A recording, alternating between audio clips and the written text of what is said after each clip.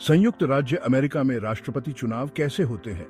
America का चुनावी system Bharat से काफी अलग है, इसलिए इसे समझाने के लिए हमें कुछ सरल उदाहरण और तुलना करनी होगी।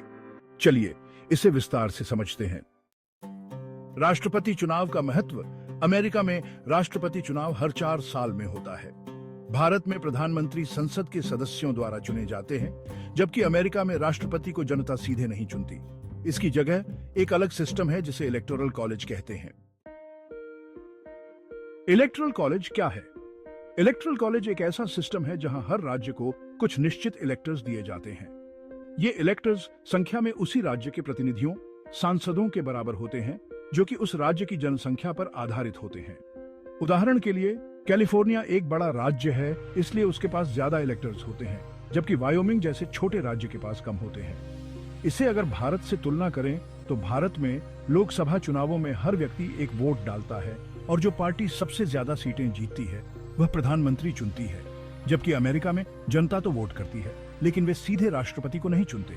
वे अपने राज्य के इलेक्टर्स को चुनते हैं, जो बाद में राष्ट्रपति को चुनते हैं।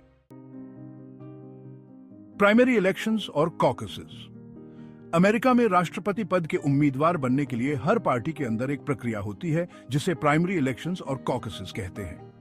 इन इलेक्शंस और कॉकसेस के जरिए पार्टियां अपने राष्ट्रपति पद के उम्मीदवार को चुनती हैं। तुलना भारत में पार्टी के नेता या पार्टी के अंदर कुछ वरिष्ठ सदस्य उम्मीदवार तय करते हैं, लेकिन अमेरिका में इसे जनता की राय के आधार पर तय किया जाता है जो प्राइमरी इलेक्शंस में हिस्सा लेती है।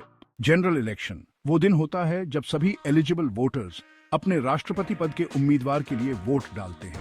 ये नवंबर के पहले मंगलवार को होता है। यहाँ वोटर अपने स्टेट के इलेक्टर्स के लिए वोट डालते हैं और जो उम्मीदवार स्टेट में सबसे ज्यादा वोट पाता है उसके इलेक्टर्स उस स्टेट को रिप्रेजेंट करते हैं।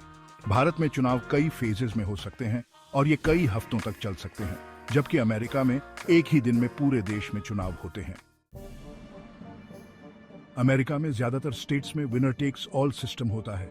इसका मतलब है कि जो उम्मीदवार स्टेट में सबसे ज्यादा वोट पाता है उसके पास पूरे स्टेट के इलेक्टर्स चले जाते हैं। उदाहरण के लिए अगर किसी स्टेट में 10 इलेक्टर्स हैं और एक उम्मीदवार 51% वोट जीतता है तो उस उम्मीदवार के पास सभी 10 इलेक्टर्स चले जाएंगे। तुलना करें तो भारत में हर निर्वाचन क्षेत्र से एक सांसद चुना जाता है और सभी सांसद मिलकर प्रधानमंत्री का चुनाव करते हैं, जबकि अमेरिका में हर राज्य का प्रतिनिधित्व करने वाले इलेक्टर्स मिलकर राष्ट्रपति चुनते हैं। दिसंबर में चुने गए इलेक्टर्स मिलकर औपचारिक रूप से राष्ट्रपति और उपराष्ट्रपति के लिए वोट डालते हैं। कुल 538 इलेक्टर्स होते हैं और किसी भी उम्मीदवार को राष्ट्रपति बनने के लिए कम से कम 270 इलेक्टर्स के वोट चाहिए होते हैं। जनवरी में कांग्रेस, जो कि अमेरिकी संसद है, इन वोट्स को गिनती है और आधिकारिक रूप से चुनाव के नतीजों की पुष्टि करती है। इसके बाद जनवरी 20 को नया राष्ट्रपति शपथ लेता है, जिसे इनॉग्रेशन डे कहते हैं। तुलना करें तो भारत में प्रधानमंत्री चुनाव जीतने के कुछ दिनों बाद ही शपथ ले लेता है, जबकि अमेरिका में चुनाव और शपथ ग्रहण के बीच कुछ महीनों का अंतर होता है। अमेरिका का राष्ट्रपति चुनाव प्रणाली भारत से काफी अलग है। यहाँ चुनाव प्रक्रिया में कई स्टेप्स होते हैं और जनता सीधे राष्ट्रपति नहीं चुनती, बल्कि इलेक्टोरल कॉलेज के जरिए चुनती है।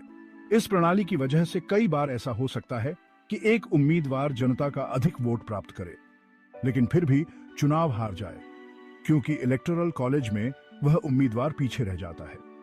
इस तरह अमेरिका का चुनावी सिस्टम यूनिक और जटिल है, लेकिन इसे समझने के लिए भारत के सिस्टम से तुलना करना मददगार हो सकता है।